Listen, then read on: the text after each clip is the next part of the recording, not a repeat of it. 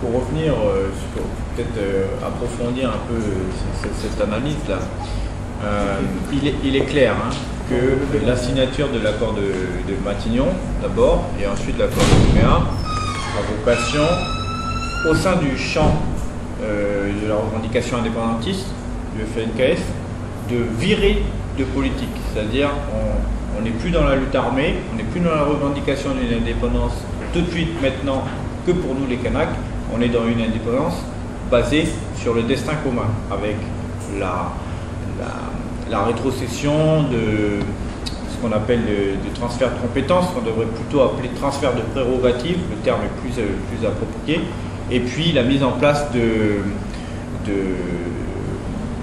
stratégies, genre l'emploi local, 400 cadres, l'ouverture des institutions, la provincialisation, la mine du Nord, etc., d'outils économiques, sociaux et culturels en place. C'est la politique du destin commun. C'est le grand pas qui a été fait par Jean-Marie Tjibaou, Yewene, et qui n'a pas forcément été bien compris. Et il me semble, à mon avis, que leur mort à tous les deux est due à ce malentendu. Cette politique du FLNKS vers le destin commun, qui a pu rejoindre justement le mouvement de la fleur à ce moment-là, est en train d'être remis en question par justement la levée des deux drapeaux et le retour à la logique de bloc indépendantiste, non indépendantiste. Or, il me semble aujourd'hui que la frontière, elle est plus entre ceux qui veulent le destin commun et ceux qui veulent jouer les rivalités anciennes du communautarisme, des Caldoches contre les Kanaks, etc. Vous voyez, il me semble que la frontière, elle est là, et nous, au niveau du collectif pour un drapeau calédonien commun, on se place évidemment, parce qu'on connaît les implications sociales d'une telle aberration de retour dichotomique des blocs, on se place du côté du destin commun. C'est la politique du destin commun, la politique de la citoyenneté qui nous intéresse. Voilà. Je crois que, voilà, merci.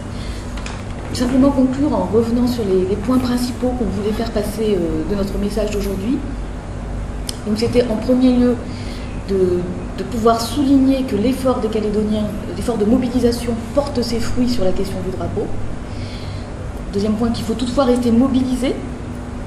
Pourquoi? Parce qu'il y a eu cette récente déclaration de l'URIM qui, en dépit de quelques apparences, n'est pas un engagement pour la recherche du signe identitaire de drapeau. Donc ça, c'est le point très important. Puis enfin, on voulait rappeler que le collectif pour un drapeau commun, son combat n'est pas de faire redescendre le drapeau porté par le FLNKS.